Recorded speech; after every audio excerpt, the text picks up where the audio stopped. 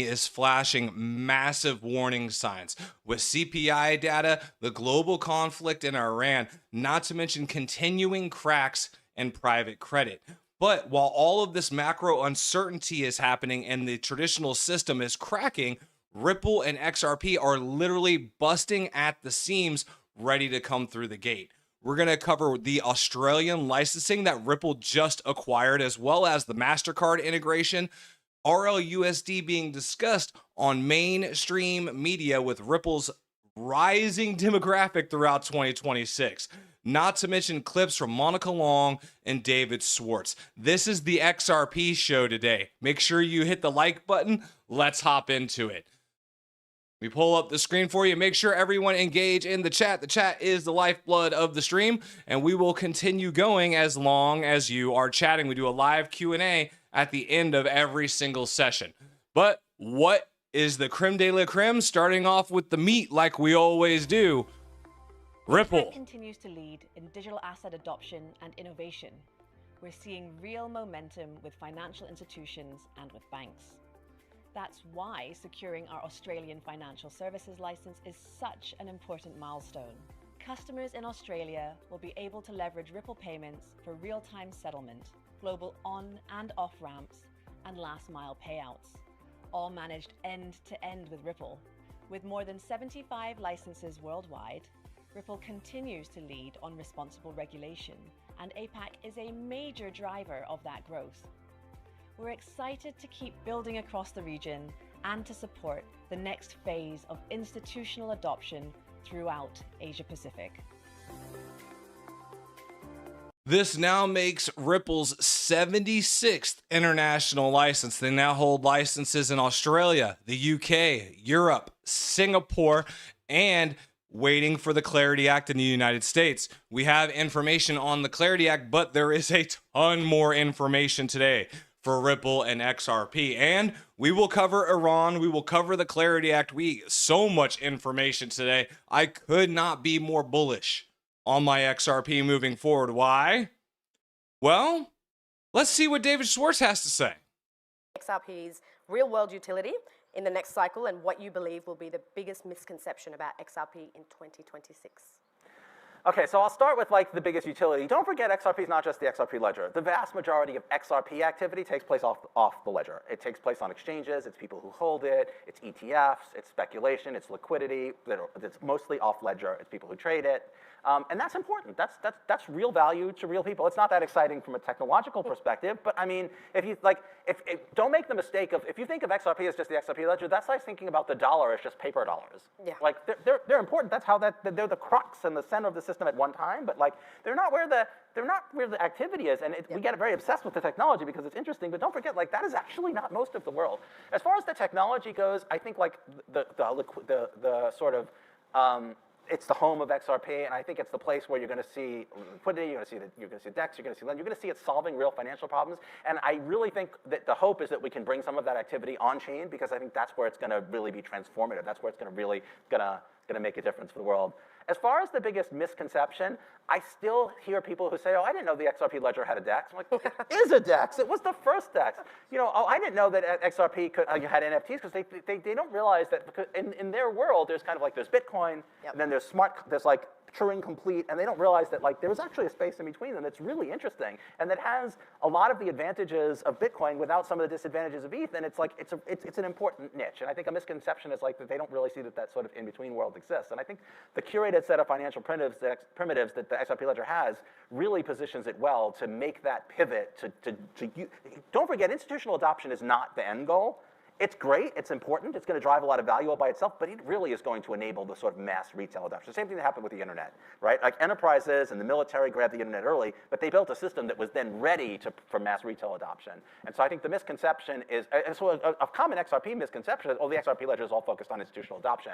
That's true right now. That is probably the most important thing, because that's what's going to really, but that's because that's going to pave the way for mass retail adoption. It's not because that's the end goal in itself. Like we want to transform not just retail finance, we want to transform all of them. I'm not just not enterprise finance, but all of finance. Absolutely. We don't want to just transfer institutional or enterprise finance. We plan on changing all of finance. But just like the internet, you focus on the institutions so then you can springboard to retail. And once the foundation is set institutionally, then you move to retail. There was another clip, I'm not going to play it here, we can come back to it later, but there was another clip where he was talking about the user experience being important and how they are working on developing a better user experience. Again, focusing on adoption.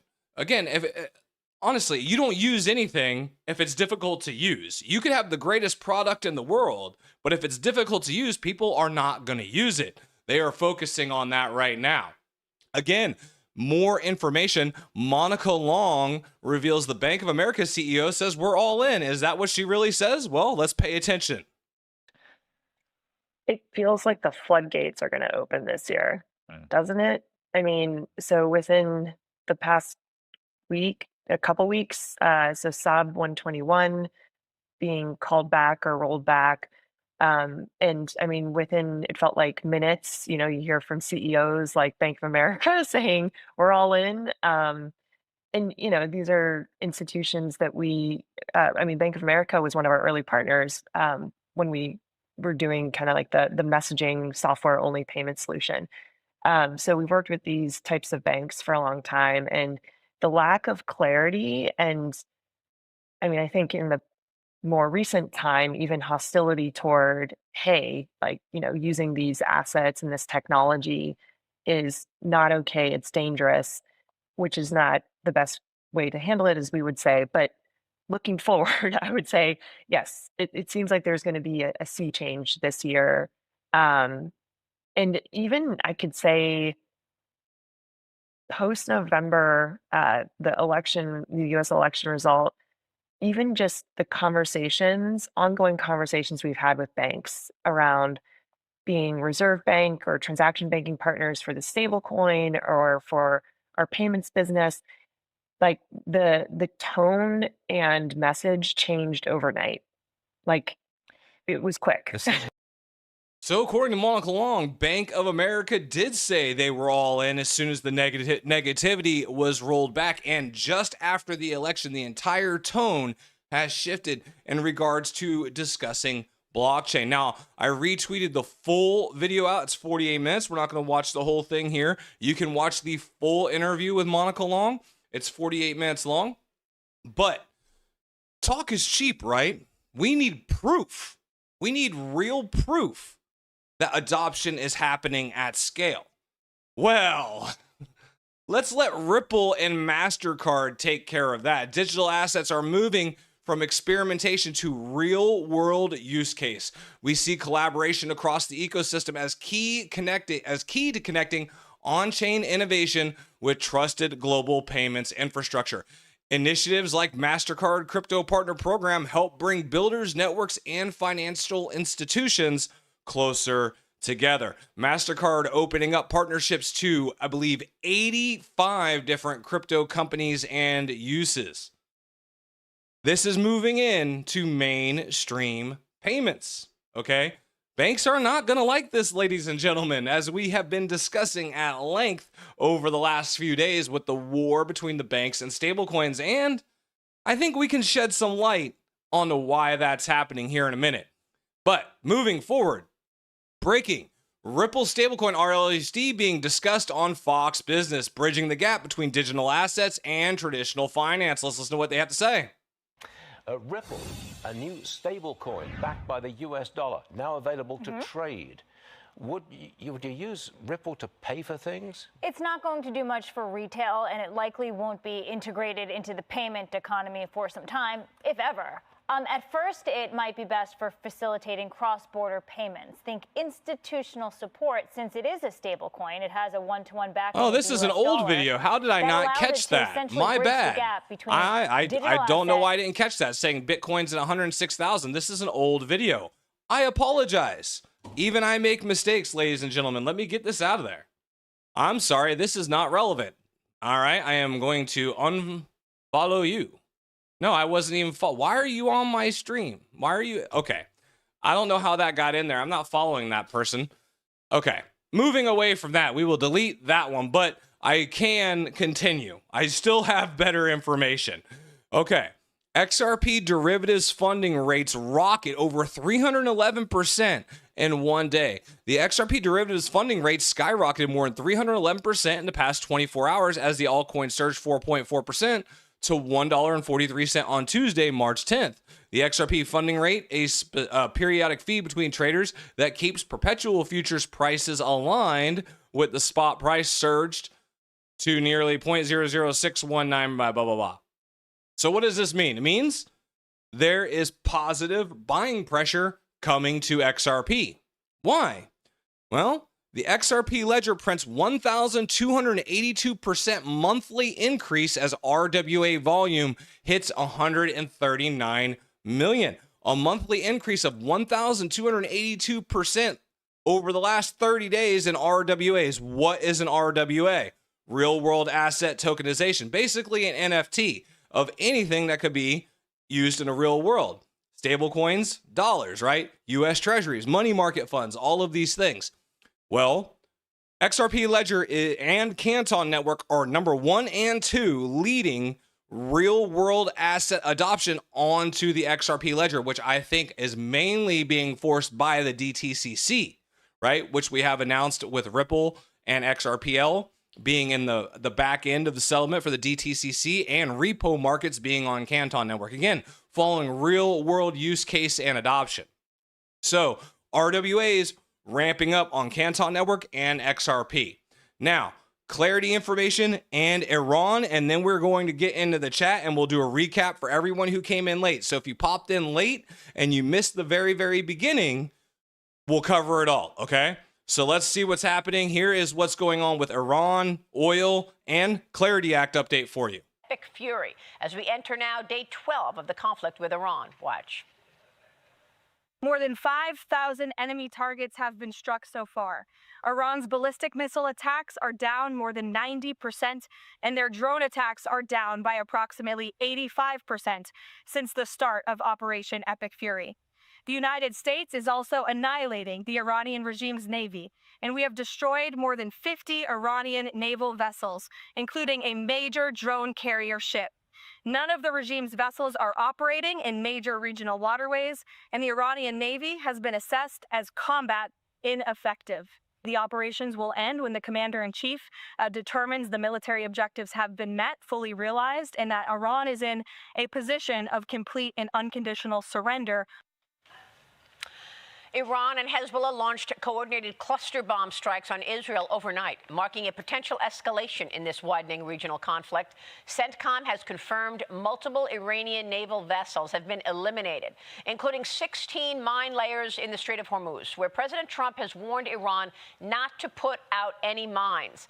We're still waiting on details of the Pentagon's ask for the defense supplemental package I've been reporting about. I've reported it's about $50 billion that the Pentagon will be asking Congress for. It has already reportedly used over $5.5 billion worth of munitions in the first 2 days of Operation Epic Fury. Joining me now is Pennsylvania Senator Dave McCormick. He is a member of the Senate Foreign Relations Committee, and he is the chairman of the Middle East Subcommittee. Senator, it's great to have you this morning. Welcome. Thank you so much for being here. And, of course, we have to mention your background. You served in the 82nd Airborne Division as a paratrooper. You were deployed to the Middle East during the first Gulf War. What is your reaction to this operation today? Well, good morning. I think it's been a remarkable demonstration of the competence of our military, the incredible lethality of our military. And I think if you would have imagined on day 1 where we would be on day 11 or day 12, we would have hoped that we could be in a position where we essentially own the skies over Iran, where we've made huge gains on eliminating the missiles, the missile launchers, the Navy, the industrial capacity. So we're well on the way. We're not done yet, but we're well on the way to achieving the military objectives that President Trump had laid out. And I think our military has performed really masterfully in carrying out that mission. Yeah, I mean, Caroline Levitt just said the commander-in-chief will be done when we actually see the Iranians surrender fully. What, in your mind, would be victory and done with this? What else needs to be done? Okay, so as you guys know, I try to remain impartial. This is Fox News. It's very right-leaning, okay? I've heard conflicting stories to some of this when it comes to Iran. Okay, I've heard we are nowhere close to being done. We've heard mines being laid in the Strait of Hormuz. We had attacks on a bank in Israel. We've also heard rumors that Israel is expanding their targets without discussing it with the United States. Trump is not happy that Israel attacked Iran's oil structures and now moving into their water and utility structures again. So Israel is saying, we are basically only settling for regime change, and Trump in the U.S. is saying we can end this whenever we want. We're getting two conflicting stories from the two different allies in this excursion. So again, take it with a grain of salt. But this is what we're hearing on Fox News. I like to give as impartial information as I can, but it's hard to do these days, as you all know. To degrade Iran. Well, I think those objectives need to be achieved. In other words, we can't leave this operation with them having any vestiges of ability to reconstitute their missiles, to reconstitute a nuclear program. So now that we're in there, we need to finish the job and really eliminate both the existing capacity, but also the ability to rebuild that capacity. And the nuclear weapon and nuclear program, by the way, is a critical part of that. We made huge strides in eliminating that program in June, but we need to ensure that they can't restart it anytime in the future. And the president will make that judgment. In terms of what follows after that, listen, we will be a much safer country. Americans won't be being killed by terrorist proxies from Iran when that happens. And we hope to have a regime, and I expect we'll have a regime that's much more favorable to the West, that isn't staying, let's kill the great Satan. Yeah. But how that evolves is up in the air. We could have a brand new regime, or we could have a regime, the existing regime with new leadership. Whatever it's going to be a much better situation than the first day of the operation. Yeah, and the president was very clear about this, that, you know, along the way we will have disruptions. And I thought what Jack Keane, the general who joined me yesterday, made a great point in terms of all of this worry around oil prices, which have, of course, become one of the impacts of this war. Here's General Jack Keane with me yesterday. Watch this. What if you could throw out all your charts, click erase on all those colorful drawings, Go never figure. This worry is about what a I get trend, for pulling up financials? news clips here. Oil prices have gone up. Heck, oil prices went up when Putin invaded Ukraine. It went up to $143 and it's sitting at 90 now.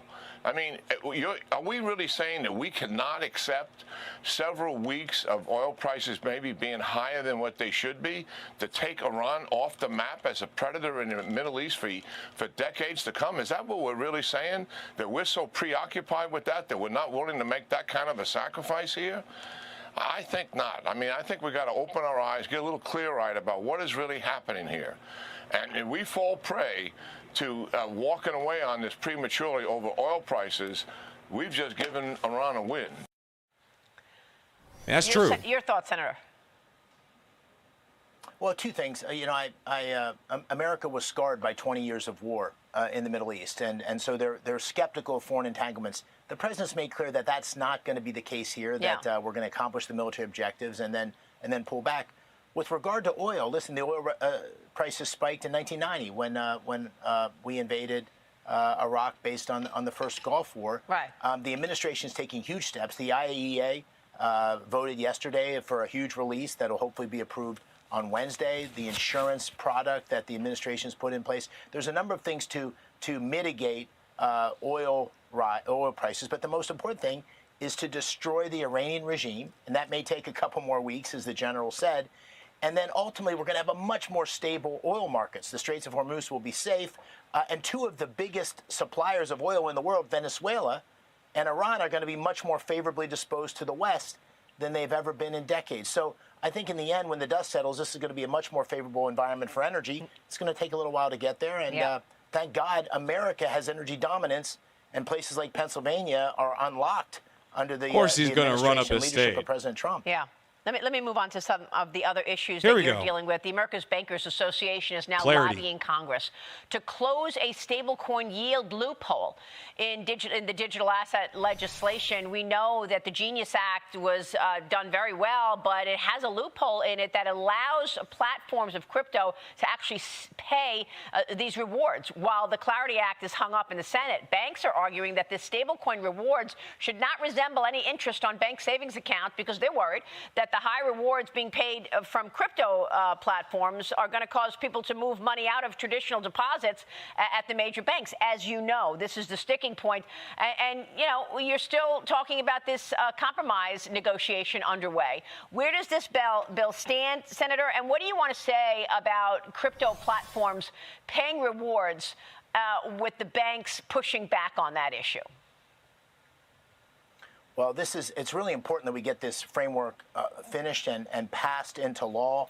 The crypto and blockchain industry offers huge innovation and opportunity for America. And if we don't do this, it's going to move offshore. It's going to be a great driver of innovation. So we need to get this done.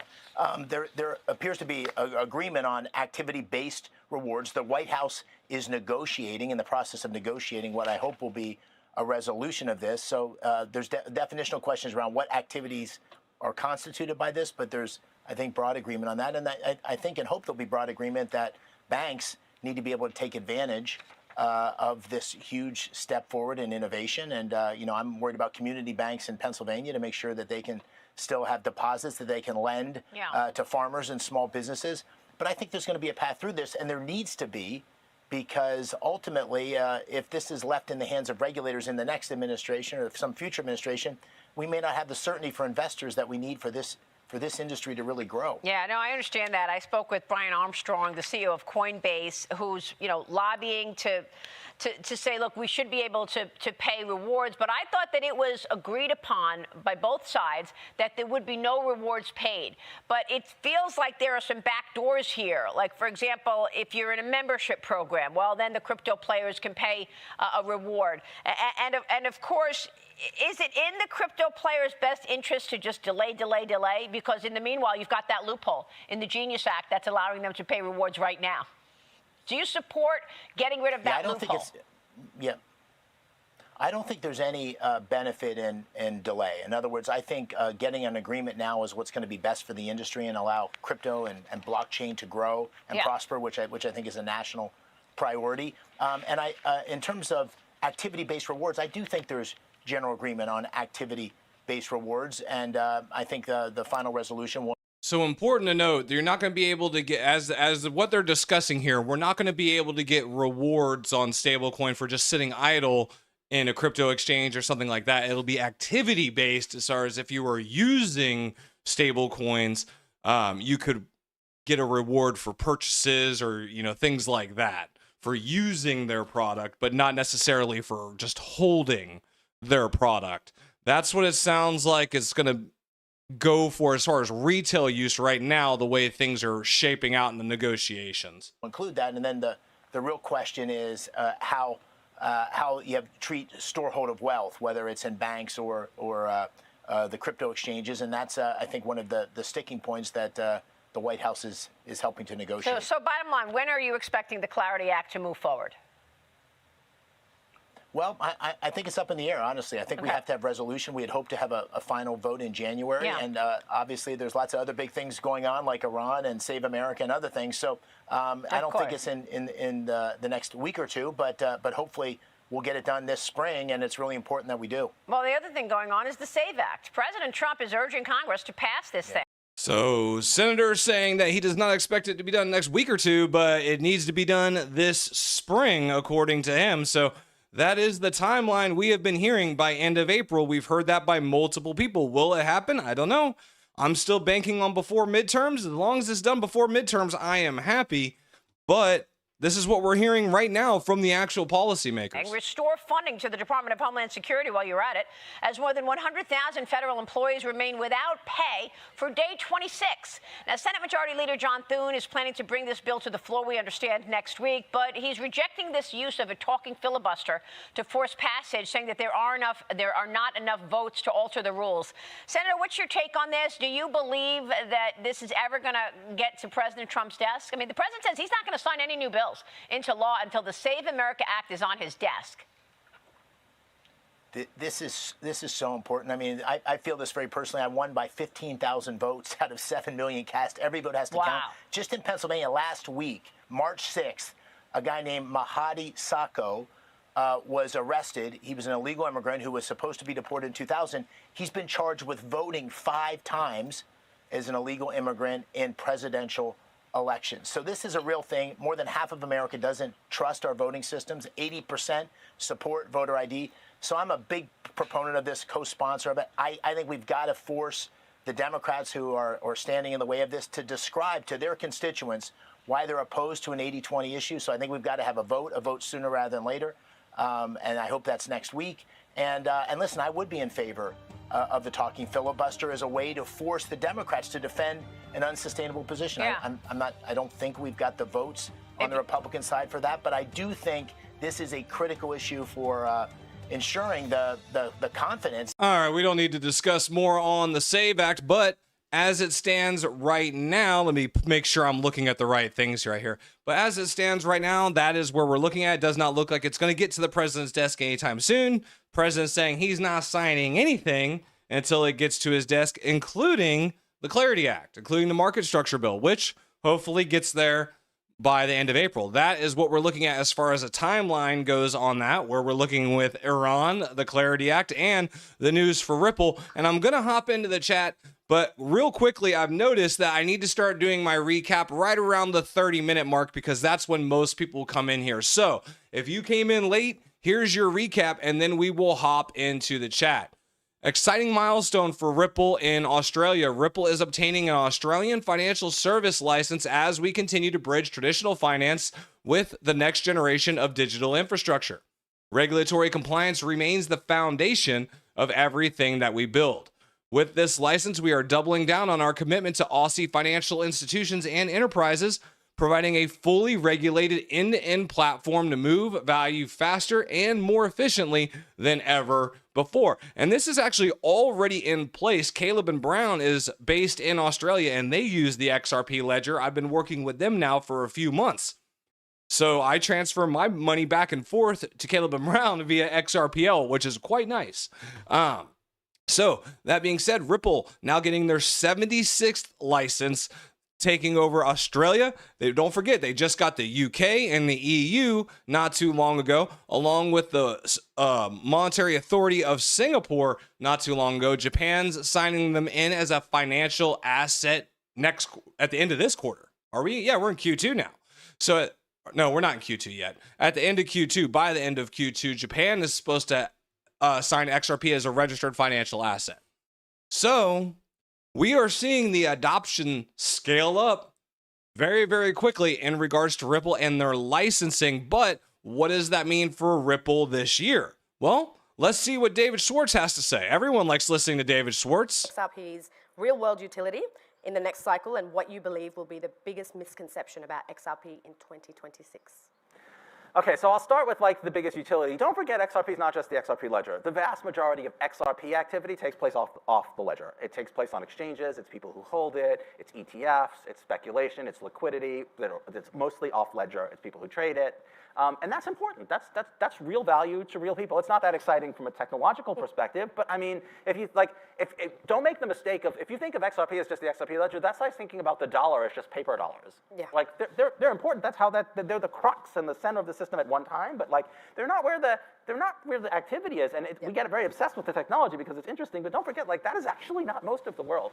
As far as the technology goes, I think like the sort of it's the home of XRP, and I think it's the place where you're going to see liquidity, you're going to see DEX, you're going to see lend, you're going to see it solving real financial problems. And I really think that the hope is that we can bring some of that activity on chain, because I think that's where it's going to really be transformative. That's where it's going to really going to make a difference for the world.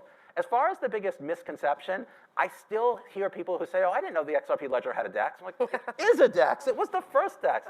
You know, oh, I didn't know that XRP had NFTs because they don't realize that because in their world, there's kind of like there's Bitcoin, and then there's like Turing Complete, and they don't realize that like there was actually a space in between them that's really interesting and that has a lot of the advantages of Bitcoin without some of the disadvantages of ETH, and it's like it's an important niche. And I think a misconception is like that they don't really see that sort of in-between world exists. And I think the curated set of financial primitives that the XRP Ledger has really positions it well to make that pivot don't forget, institutional adoption is not the end goal.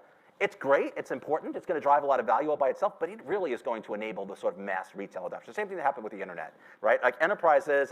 Institutional adoption is not the end goal.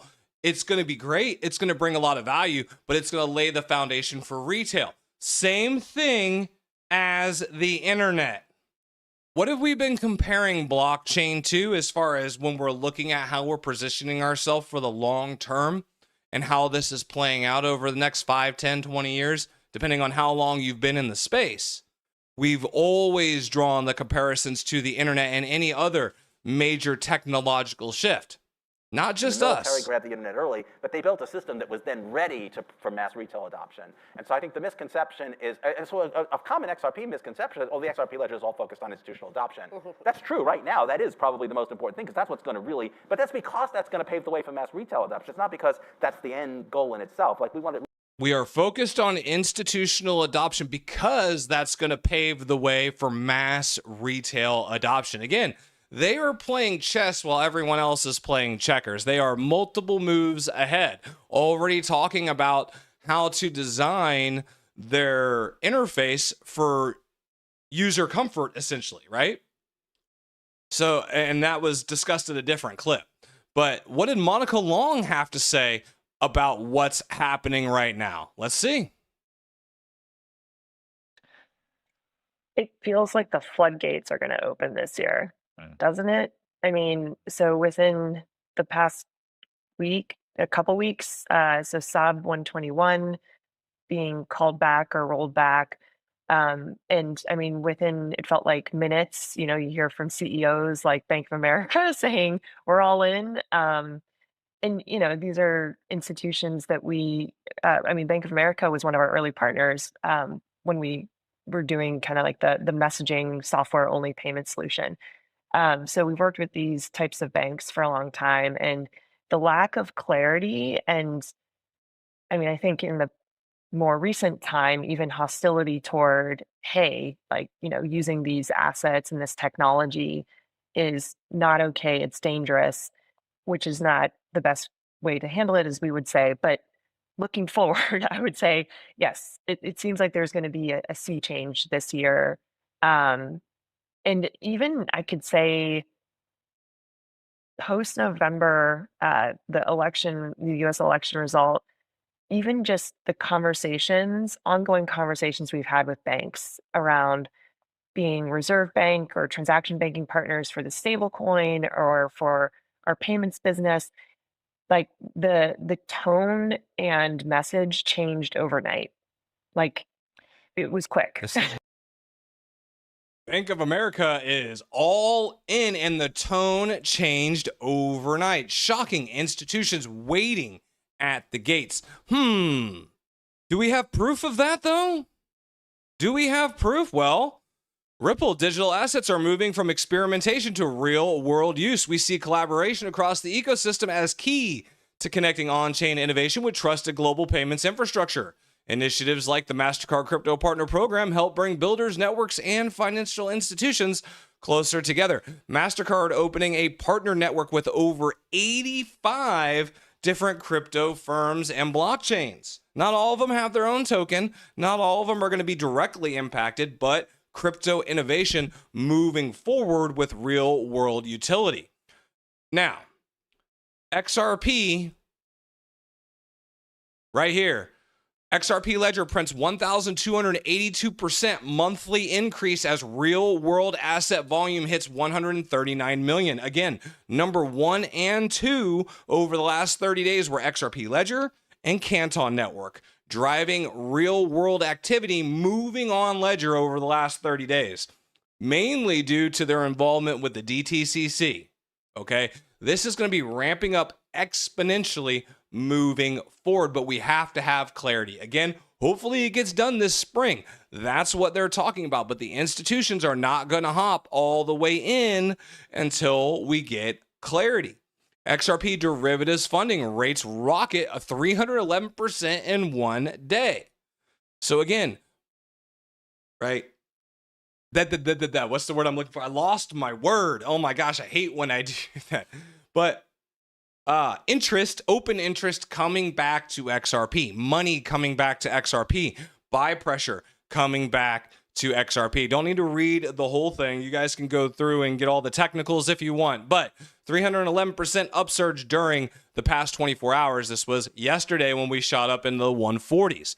Right now, let's see, oil sitting about $87, XRP sitting at $1.39, again hovering around 140 after we spiked up to 141 yesterday. Again, waiting to see it continue to push past 150. Everything's still kind of chopping today. 3, 4, 5% increases up and down. Nothing really has changed for the year. But again, that's why we're here for the long view.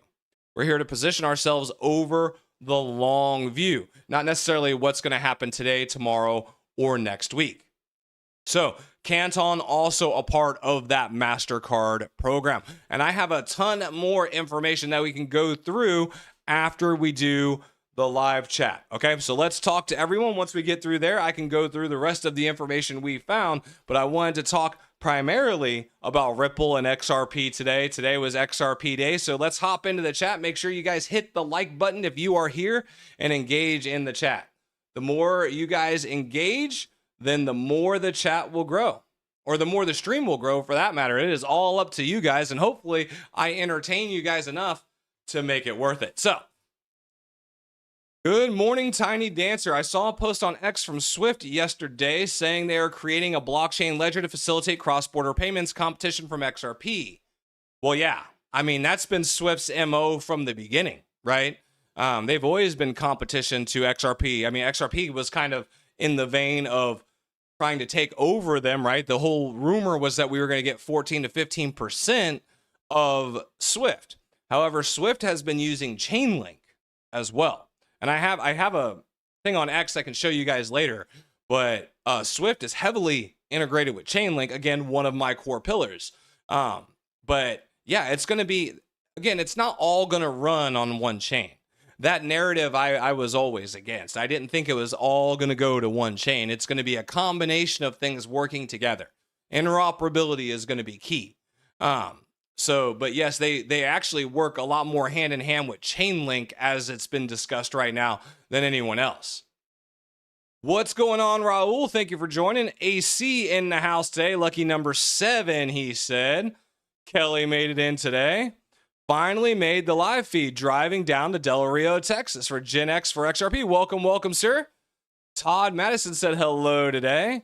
Jose Mendez, hell yeah, caught the live feed. Hope you all are having a blessed day. Well, thank you for joining, Jose. Glad you guys made the live. I always love it when we get more people in the live stream because I like being able to talk to everyone and grow the stream. Because really, to me, my favorite part is the Q&A. The live stream, to me, the channel, to me, is more about the community anyway.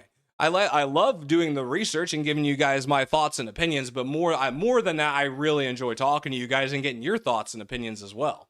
So glad you all were able to make the stream, and we had a good amount of people in the stream today, it looks like, so that's always a wonderful thing. Raul says he doesn't see it going lower than $1.30.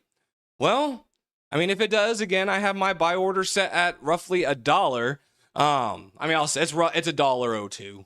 I front ran $1 just a little bit. It's been months, all great news, nothing reflected in price. Well, again, we're still waiting on clarity. We're still waiting adoption, and we're still waiting for transactions to appear on Ledger. However, David Schwartz said there's a lot more to it than just the Ledger activity, that the value of XRP is centered in a lot more than just the Ledger activity as well. We saw that today, but I was asking, do you guys think we are out of the woods? Do you think that with all of this positive information and this adoption that we were moving out of the woods? Rella said we've been at this price for some time now, and that is definitely true. XRP Eagle, nah, you give Republican, bro. Don't matter what you say to try and get followers or views. Well, I am a Republican. So naturally what I say is going to be probably leaned more Republican, but I try to at least acknowledge that there's more than one view. Because I don't, even though I am Republican, and yeah, I probably have a biased Republican viewpoint, I can admit that. I still try to point out that I know this is a biased Republican viewpoint and there's more information to it, which is a lot more than what I can say for a lot of other people, regardless of what side of the fence you may be on. So yeah, I will fully sit here and say that I lean Republican in my beliefs, but at the same time, I will always try to present a fair view. That's just me in regards to that. So Kelly, I like the prices. I started late buying, so it's helping me. Yeah, this pullback's really, really good for anyone who came in late. And you know, it's funny. Well, it's not funny. I don't want to say it's funny. Because for a lot of people who bought at the top and it fell down, right, they're underwater right now. But did your belief in what XRP is going to be, how, why it's going to be, whatever you thought it was going to be, has that changed from the time you bought it to now? Because if not, then it's just a better buying opportunity, right? It's a chance to get that dollar cost average lower. But that's how I look at it, because I believe in what these assets are going to be over the next 5 to 10 years, not necessarily what they're going to be today, tomorrow, or next week. Kelly says, "Oh, me too, but I have no more money to keep buying. I reached my goal, and now I need Jake Claver levels so I can get rich." Well, I hope that happens, because that means I'm going to be rich too. But no guarantees on the Jake Claver levels, ladies and gentlemen. Let's set ourselves up for success, just in case it does not come that way. You got a troll, XRP. I don't think he was necessarily trolling. I think he was just trying to call me out for being a Republican, but which is fine. I'll say I'm a Republican, but I try to give a look over the other side of the fence too. I lean more in the middle, right? I'm Republican, but I probably fall more in the middle than most people. Nobody cares. Work harder is the answer. Well, not everyone has the option to work harder, unfortunately.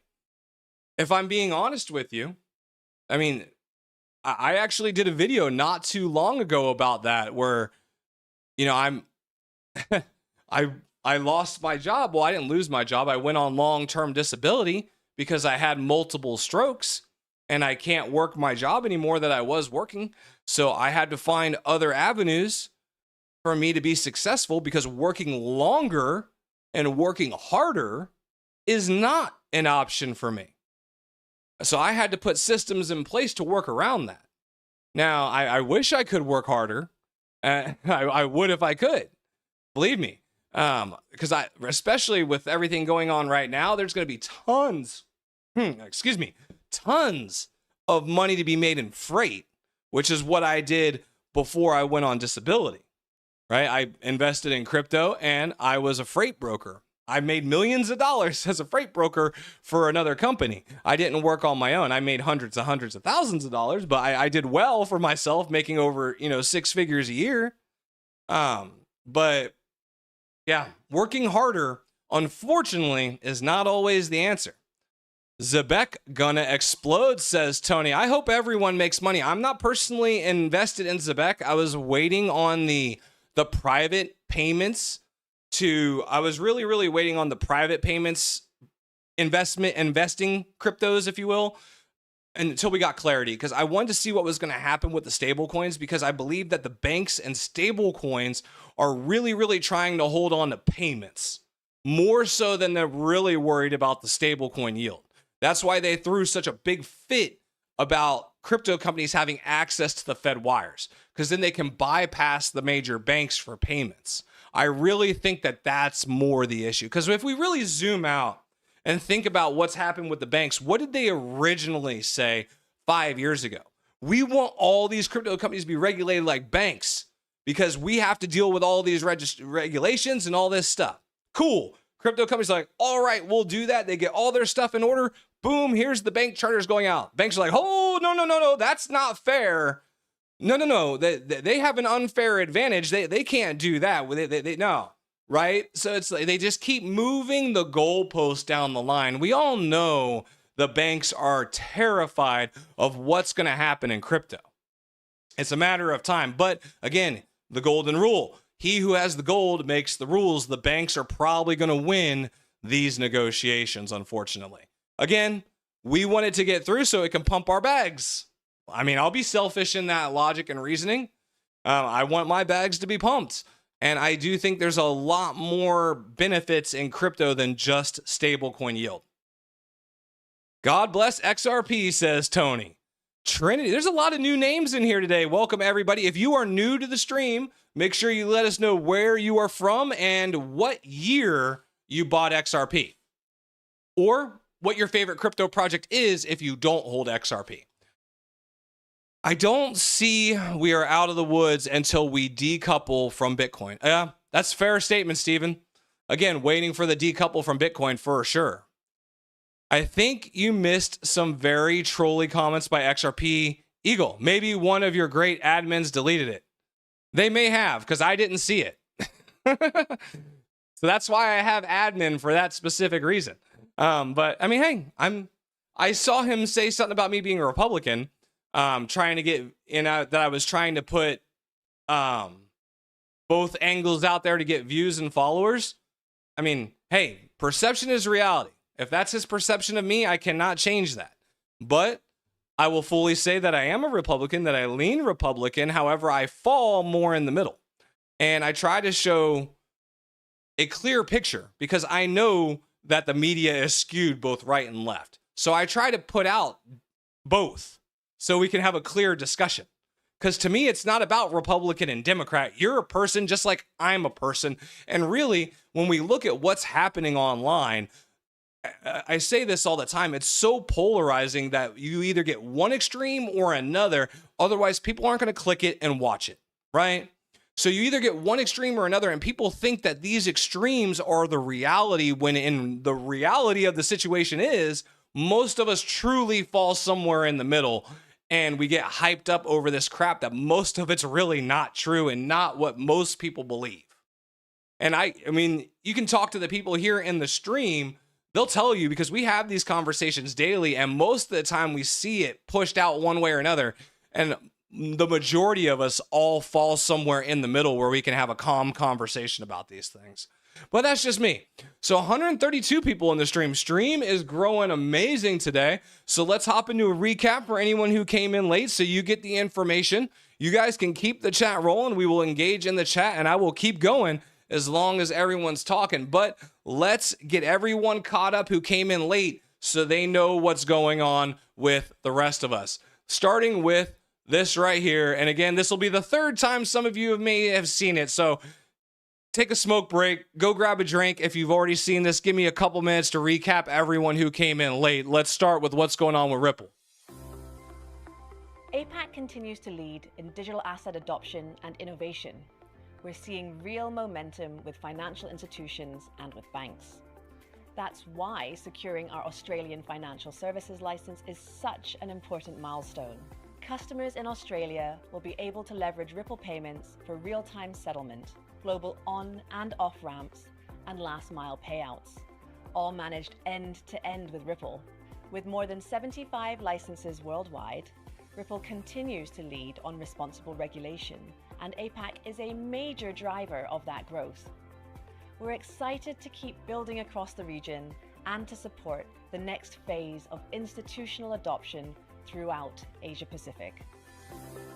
All right, so Ripple getting their license in Australia. Not long after, they just got their license in the EU and in the UK, and from the monetary approval of Singapore. Again, waiting on confirmation for the Clarity Act here in the United States. Japan is talking about making it a legal financial asset here in Q2 of this year.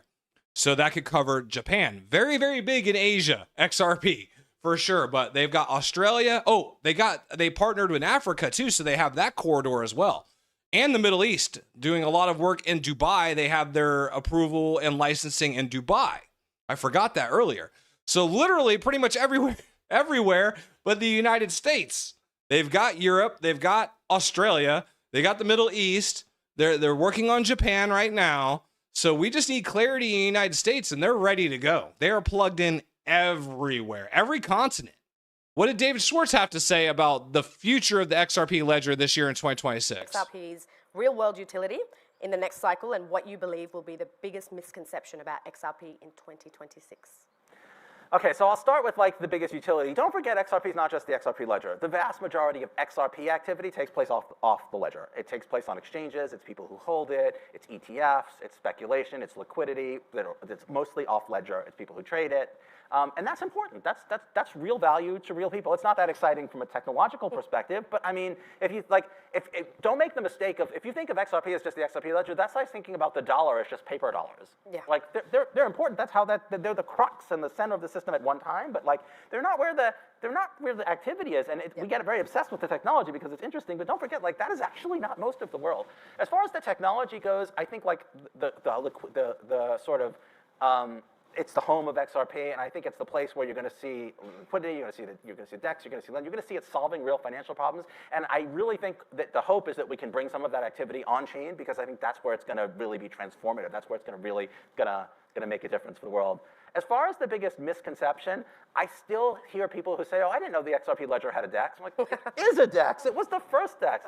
You know, oh, I didn't know that XRP had NFTs, because they don't realize that because in their world, there's kind of like there's Bitcoin, and then there's there's like Turing complete, and they don't realize that like there's actually a space in between them that's really interesting, and that has a lot of the advantages of Bitcoin without some of the disadvantages of ETH, and it's like it's an important niche. And I think a misconception is like that they don't really see that sort of in-between world exists. And I think the curated set of financial primitives that the XRP ledger has really positions it well to make that pivot don't forget, institutional adoption is not the end goal. It's great, it's important, it's going to drive a lot of value all by itself, but it really is going to enable the sort of mass retail adoption. The same thing that happened with the internet, right? Like enterprises and the military grabbed the internet early, but they built a system that was then ready for mass retail adoption. And so I think the misconception is, a common XRP misconception is, oh, the XRP ledger is all focused on institutional adoption. That's true right now. That is probably the most important thing, because that's what's going to really, but that's because that's going to pave the way for mass retail adoption. It's not because that's the end goal in itself. Like we want to transform not just retail finance, we want to transform all of, not just enterprise finance, but all of finance. We don't want to just transform enterprise finance. We want to change all of finance. And just like the internet, it starts institutionally and with the military and with the government. And then once the foundation is set, translates to retail. They are following the same path as internet companies. You heard it from David Schwartz's mouth. This is something we have talked about at length for the last 5 to 6 months on how we are planning on looking at crypto for the long view over the next 5 to 10 years, literally tracking how internet companies came up in their last 20 years, right? And we're hearing it from David Schwartz himself. Again, the long view approach to crypto. Pump and dump is done. That ended in 2020 and 2021. As soon as institutional money got involved, like everyone wanted, well, now we have it. This is what institutional money looks like. We're not going to have meme coins ripping 1,000 X's anymore. It's going to go away. What did Monica Long have to say? Let's see. It feels like the floodgates are going to open this year, doesn't it? I mean, so within the past week, a couple weeks, so SAB 121 being called back or rolled back. And I mean, within, it felt like minutes, you hear from CEOs like Bank of America saying, we're all in. And, these are institutions that Bank of America was one of our early partners when we were doing kind of like the messaging software only payment solution.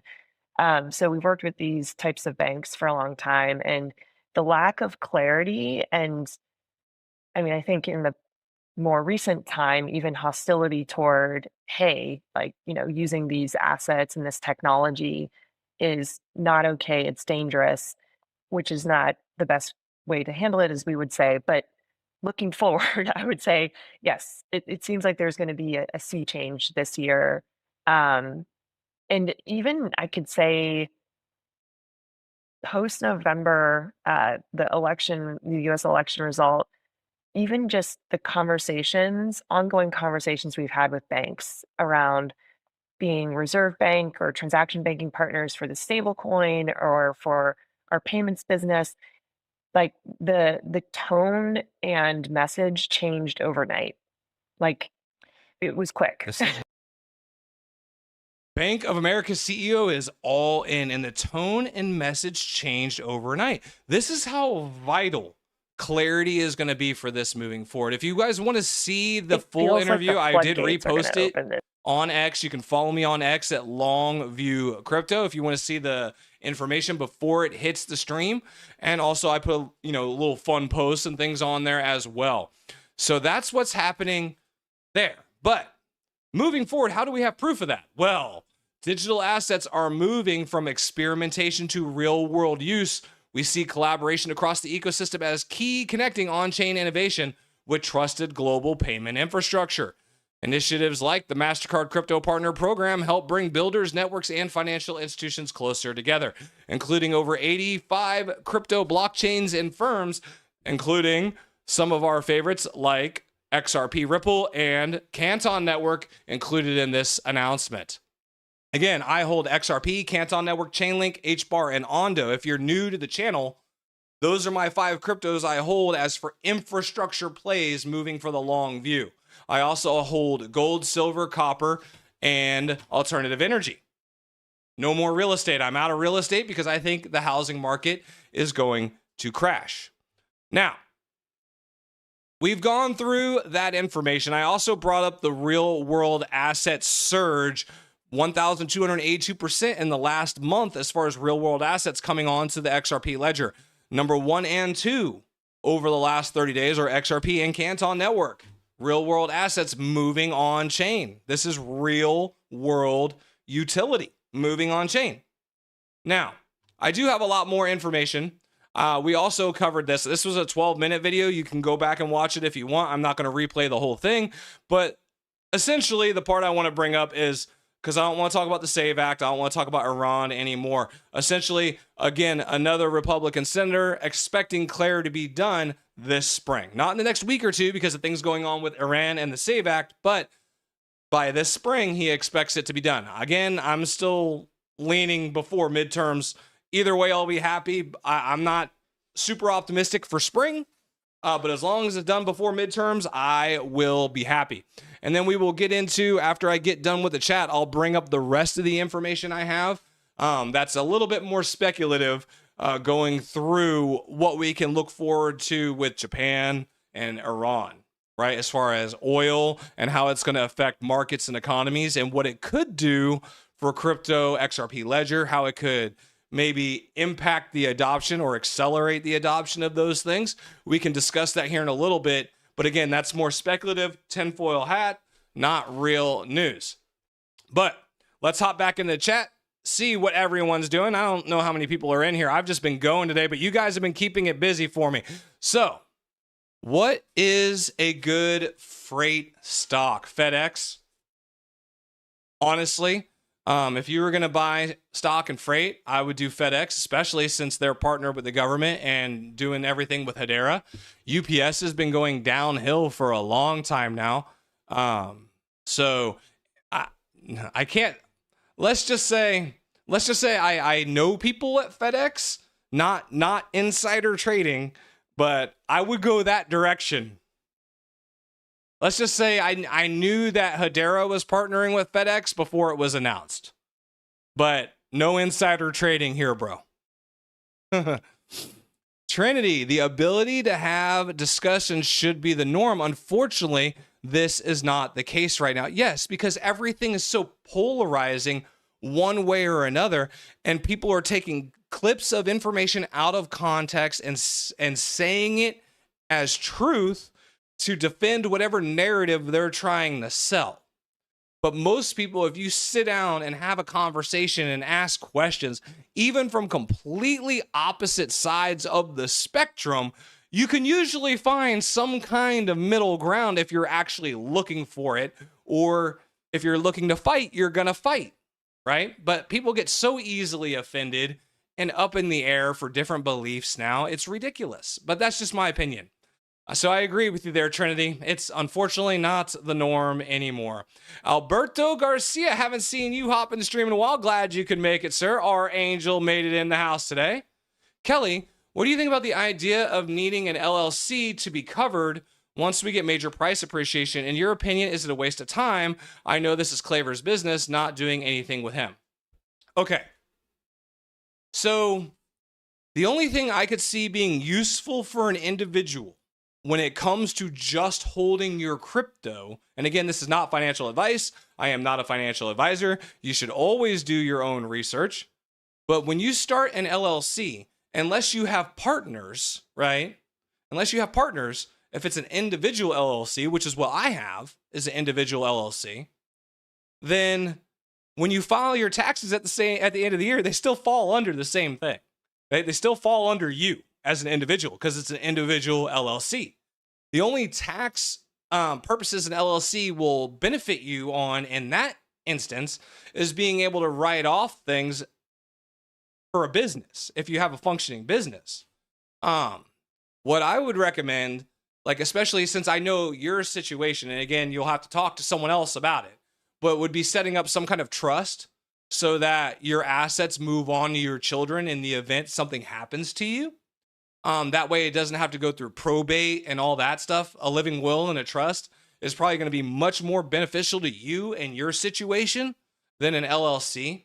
An LLC for an individual isn't really going to help you with anything other than giving you the ability to provide an umbrella to protect your wealth. But we're talking people with 500, 600, 700, even $1 million of net wealth, right? You don't need to protect what you don't have. So that's why I think someone in your situation, a living trust would be better to take care of your kids in the event that something were to happen.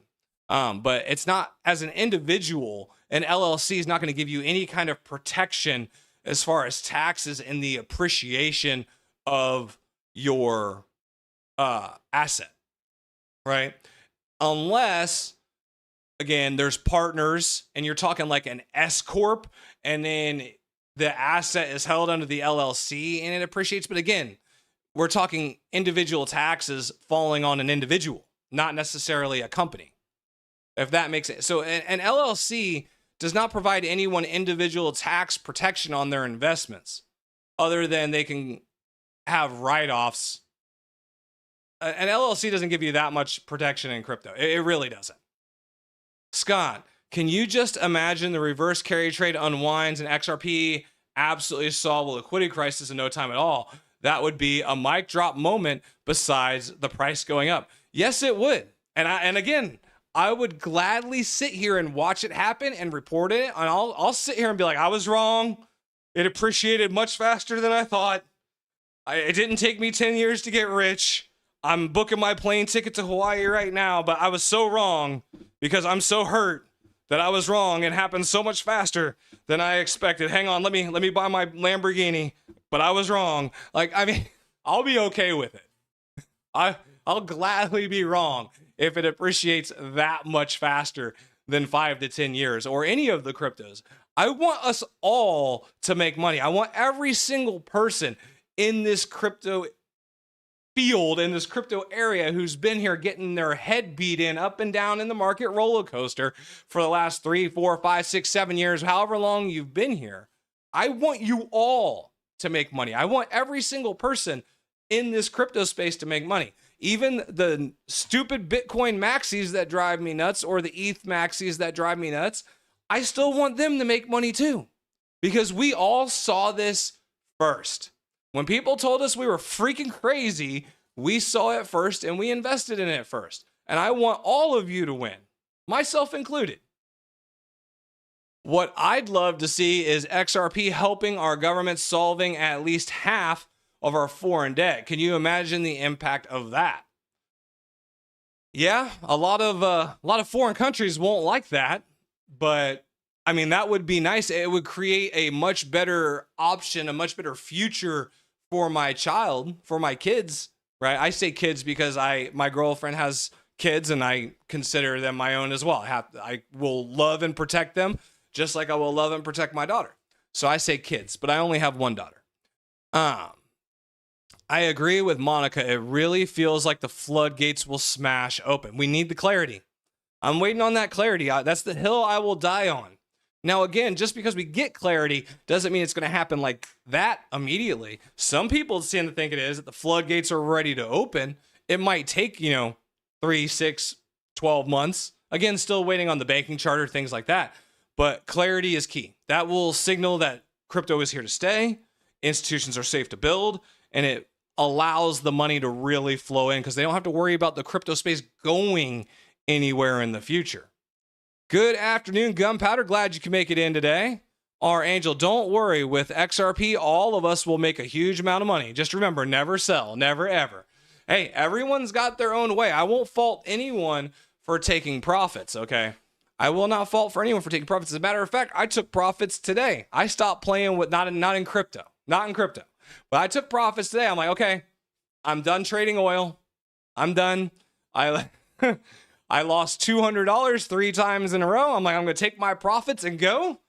And I'm done playing with oil now. It was that simple. So I made like $3,000 over 3 days and lost $200 back to back to back. And I'm like, all right, I'm out. I'm going to take my $2,400 profit and run. What's going on, Eagle? Welcome back. XRP Eagle. Y'all. Don't know what y'all means. Let's see here. All right. Let me see. We covered all the information. I did a recap, but I do have more information here that I kind of wanted to go over. So let me get to my bookmarks and we'll discuss it. So medical technology company Stryker has reportedly been hit with a suspected Iranian-linked cyber attack. So cyber attacks in medical, it seems, with their stock dropping tremendously after that.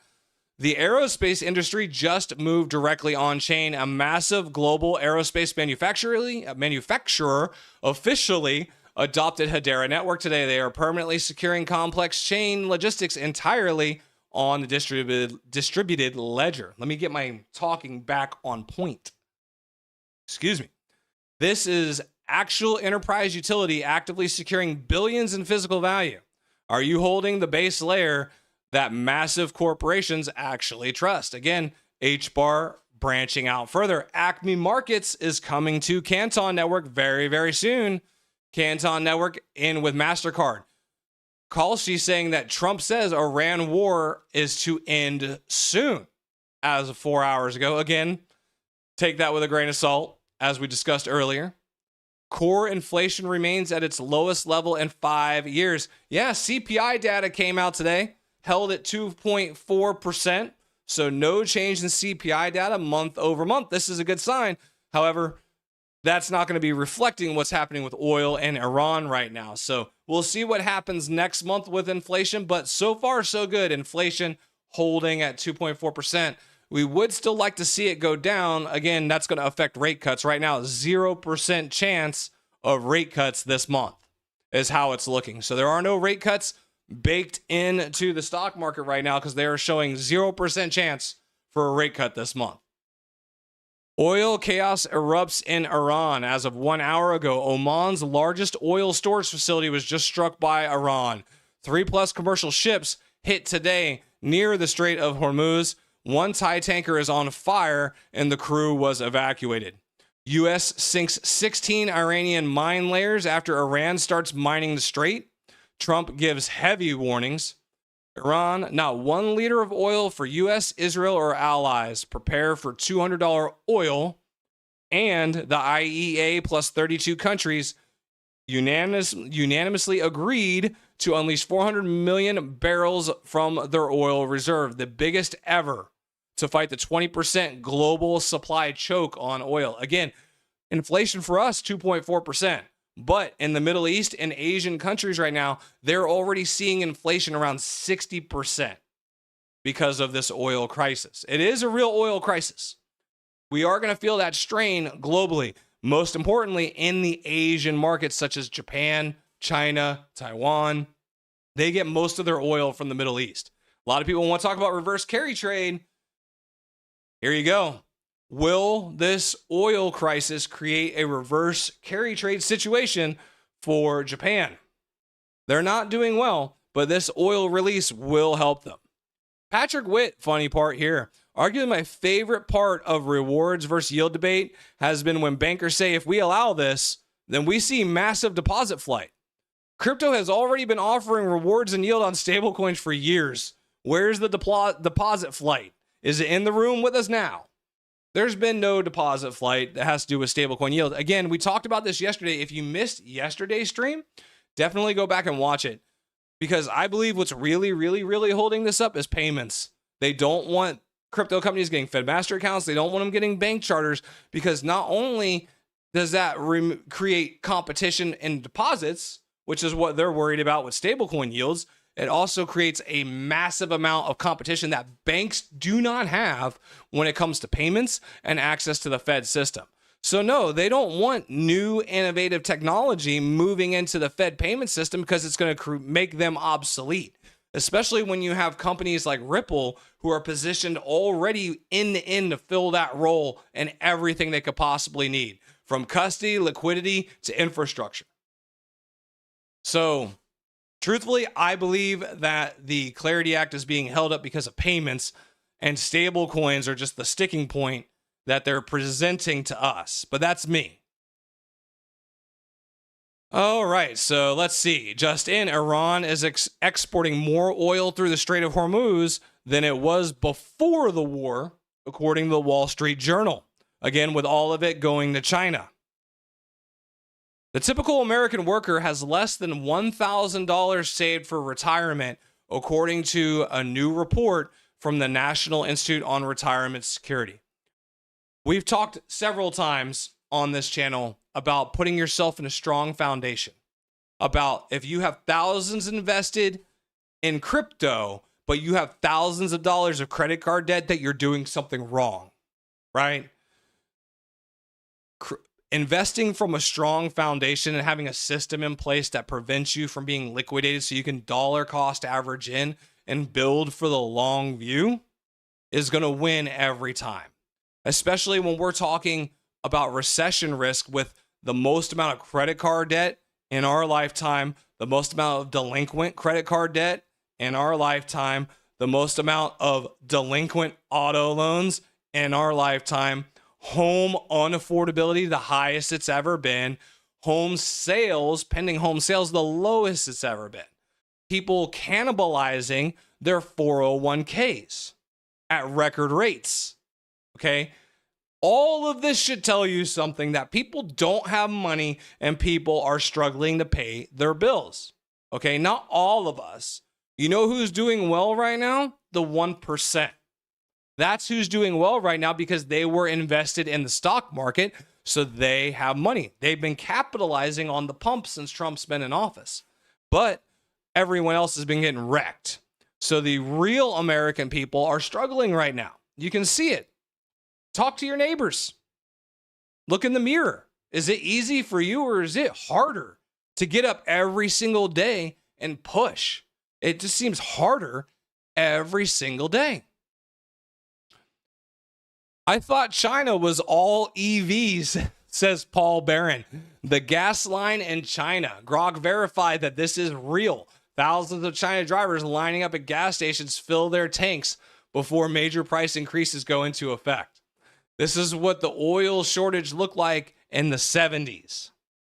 They're not wrong. I remember seeing the lines at the gas stations when 9/11 hit. And I was at school when it hit. I was a senior in high school when it hit. And I remember the lines immediately that night. I mean, they were wrapped around the corner. Now, the price didn't skyrocket when it happened. I mean, it went up a little bit. I mean, I'm seeing gas here gone up about 75 cents per gallon on regular for the last week. It's gone up about 75 cents here. So this will have an impact. Again, speaking from someone who worked in freight for a long time, we're going to see the impact on freight almost immediately, but we won't see the impact as consumers for about 3 to 6 months as far as inflation goes when it comes to fuel prices and our products, not fuel prices at the pump. But oil makes everything go up. We just don't feel it for about 3 to 6 months in our other things, as opposed to we do at the pump right away. And again, every $10 per barrel crude oil goes up, you're looking at a 25-cent increase at the pump. Okay, so again, the Internal Energy Agency agreed to release 400 million barrels. We talked about that. Trump says the war will end soon, as there is practically nothing left to target in Iran. And Justin Iran says, get ready for $200 oil.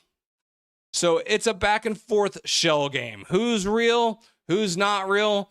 Honestly, it's hard to tell sometimes. But when we look around, what do we see? Well, right now, we see oil sitting at $87. It doesn't look like it's freaking out right now. Might be some truth to that things are close to being over. Might not be. We do our best with what we can. We take the information and we position ourselves in the best possible situation moving forward. That's all of the info. Let's get back in the chat. The rest of the day is going to be yours. So keep the chat rolling. We will keep streaming as long as everyone is talking. He deleted my comment again. Not sure what the comment was. What will be XRP's top this cycle? Anybody have any guesses? I would love to hear what your guesses are. Me personally, let's see. If XRP stays under $10, where do you see H-bar by 2030? Okay. Let me finish this one first. I appreciate the super chat, Rick. I do appreciate it. Thank you very much. I will be putting that money towards advertising for the channel. Anything you guys donate, I put towards trying to promote and advertise the channel. I put towards trying to grow the channel, because it's really hard to, like we talked about, I'm not super polarizing. So it's really hard to get the stream out there. So I keep trying to find different ways to get it out there to people. And let's see. So what will be XRP's top this cycle? I said $9 to $14 in a previous video. I'm sticking to that. Assuming clarity is done. Clarity has to be done. But for this cycle, I say $9 to $14, assuming clarity is done. Rick Johnson, again, appreciate the super chat, Rick. If XRP stays under $10, where do you see H-bar by 2030? What's H-bar at? You're going to make me do some real work here. Let me see. Let's look at H-bar and take a look-see. Quick tech analysis.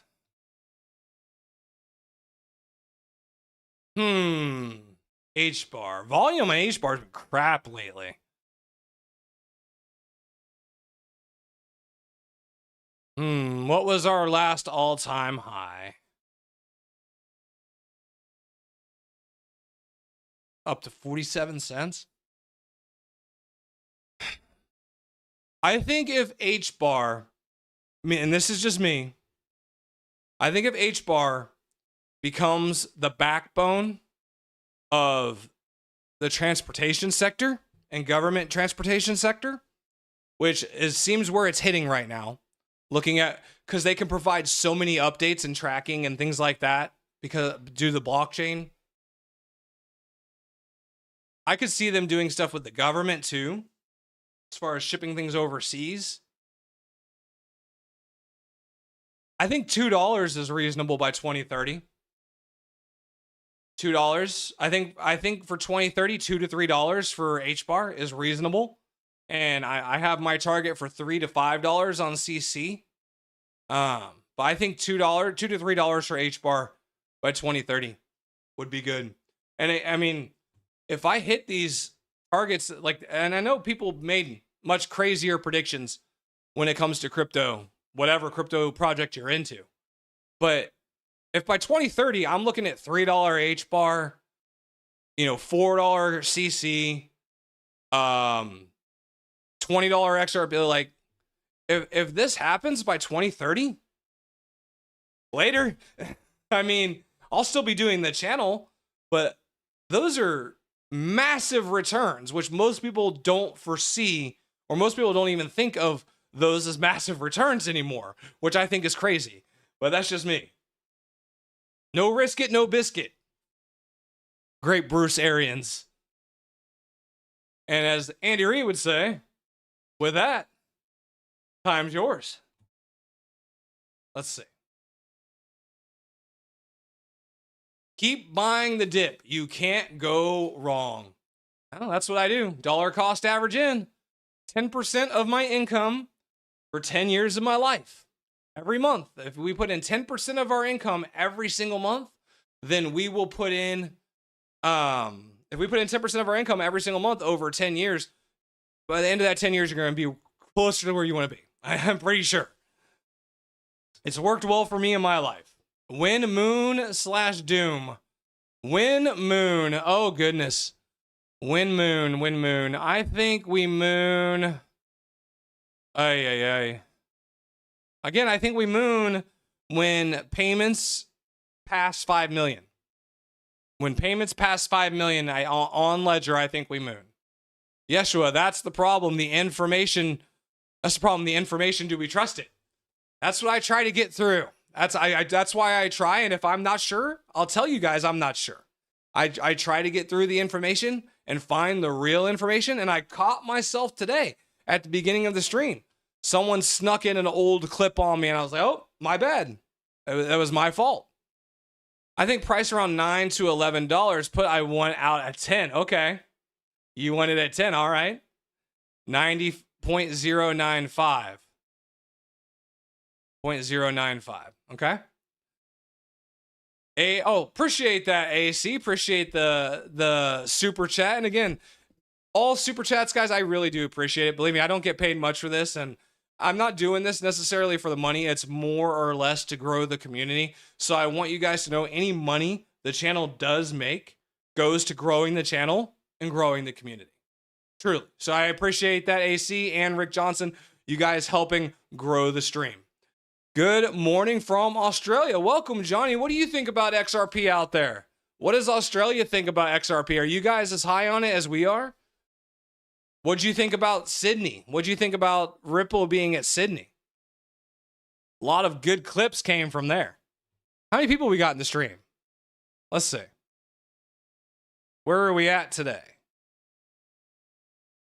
Oh, 100. Oh, wow. Stream did great today. Holy crap. Up to 175 people today. Well, guys, that's amazing. Sitting with 117 right now. You guys are awesome. Well, way to keep the stream growing. I feel like it's been getting bigger every single day. Ripple is purchasing a financial company in Australia, which linked to financial system here. Yes, we announced that. That was actually what the stream was about today. Well, the big thing that we announced on the stream today was that they got their financial license in Australia. This is kind of closing the trifecta or the hat trick for them in the sense that they now have monetary approval from Singapore, Australia, Africa, and Europe, as well as the UK, because they got that thing in Sweden. So right now they've also got ties in the South America already as well. Japan is supposed to be making XRP a legal financial asset at the end of Q2. So the only thing it seems like we're really waiting on for Ripple and their licensing is US clarity, which is pretty crazy to think about. Johnny's been a holder since 2014. When will you do a live stream that we can join on Zoom and Teams? Oh, you guys want to be able to join and participate that way? I don't know. That would be more like a meeting. That would be more like a conference. I'm not sure. I'm not sure how that would play out.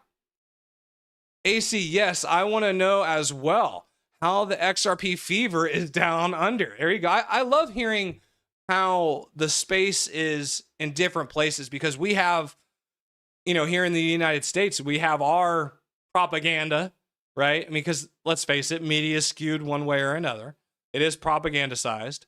So we have our propaganda over here and what we hear and what we, the feeling we get from the crypto community. I'm curious what the feeling is of the crypto community in other countries, right? In Australia, Europe, Sweden, I know Netherlands. I have people from everywhere in here. So I love hearing what your all's thoughts are. But today was an amazing stream. I appreciate everyone being here today. We've gone through all of the information.